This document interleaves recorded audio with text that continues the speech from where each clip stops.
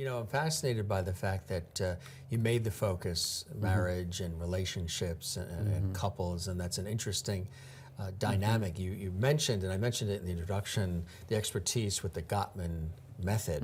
Tell us what that actually is and how you apply it to your work.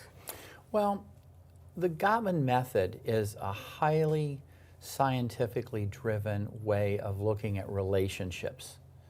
It looks at relationships, and what they've done through their research is they've made this very accessible to the people that are coming in for help.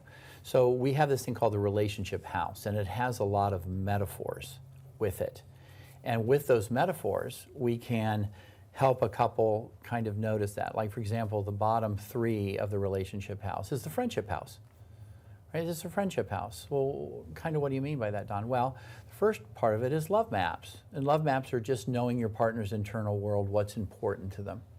Right? So if Mother's Day is coming up, you kind of know what really makes them go, wow. Yeah. You know, boy, what a great Mother's Day. You kind of know that. Well, that's love Right. maps. Yeah. And then the other thing we find is with couples, you have to have a certain amount of bids that are accepted. You have to turn towards them. Right, so that's the third level of the friendship house, right? And we know masters marriages, the people that really do this well. And most people, most people really have somebody in their life, they say, they have a great marriage, or they know somebody in the neighborhood or whatever. So those kind of folks make those bids successfully 86% of the time. It's pretty amazing. You need to have a minimum of 33% of those bids, or you're going to start going into what I call attachment distress. You're going to feel like your partner's not there, and then you're going to start to really get upset. 9 to 19%, that's divorce court. It is. So you really have to keep that marriage house. The middle one is really important to me. It's the fondness and the admiration for a person. If you ever ask somebody, tell me about your wife, tell me about your husband, tell me about your partner, your person, and they look and they go, oh my gosh, and you start listening to a talk and you just know they really like that person. Yeah.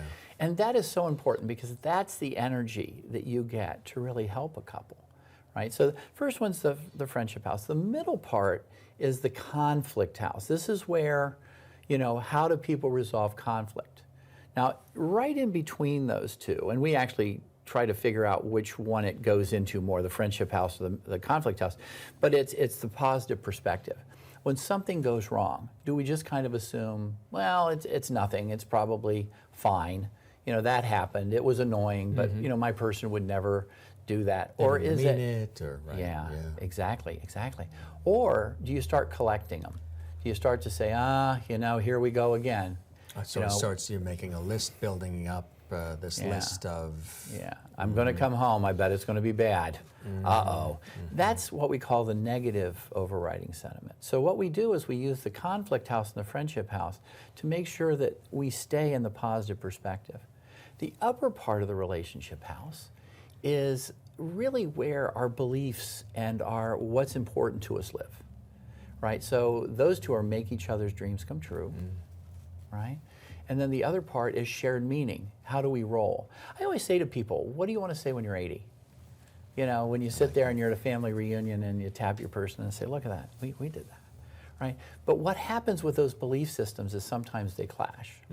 So we have to have a system to really help people dialogue those problems rather than get into that gridlock.